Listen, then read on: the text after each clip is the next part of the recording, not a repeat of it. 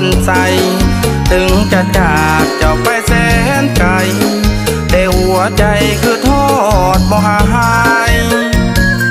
บ้านที่เคยอยู่อู่ที่เคยนอนคอนกายเคยได้อยู่สุขสบายคิดทอดกินอายด้วยใจผูกพันคิดถึงพ่อแม่พี่น้องลุงป้าอาเคยอาบน้ำห่วมสายทนานเคยหาปลารอเหยียบแคมคองงามหาดทรายขาวมีแสงแวววาวเมื่อยามเดียวมองเมื่อแสงตะเวนสาดส่องตามน้ำคลองสุดแสนงามตายามห่างไกลแต่ยังห่วงหาอยากหวนคืนมาบ้านเกิดสายอู่ของเฮาจากไปหลายปีจนถึงวันนี้คือทอดบ่เศร้าหัวดอนใจถิ่นฐานบ้านเก่าคิดถึงเจ้าทุกวันเวลาวอนผู้ดอนใจขอจงเห็นใจลูกเถิดนา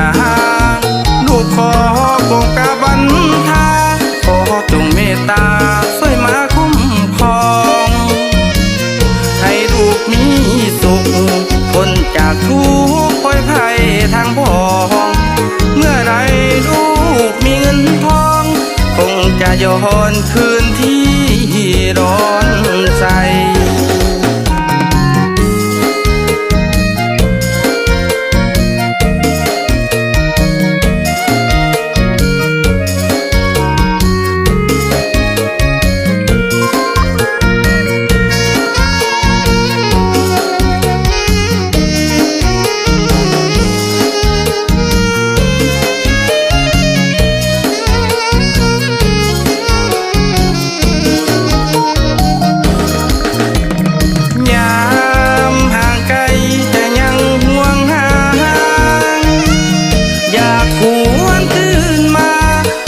เกิดสายอู่ของเฮาจากไปหลายปีจนถึงวันนี้คือทอดบ่เศร้าหัวดอนใจถิ่นฐานบ้านเก่าคิดถึงเจ้าทุกวันเวลาวอนผู้ดอนใจขอจงเห็นใจลูกเถิดนาลูกขอโปรดกาบันทา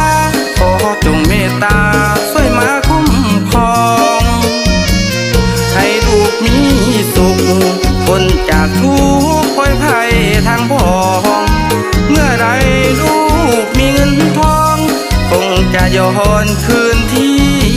ร้อนใจ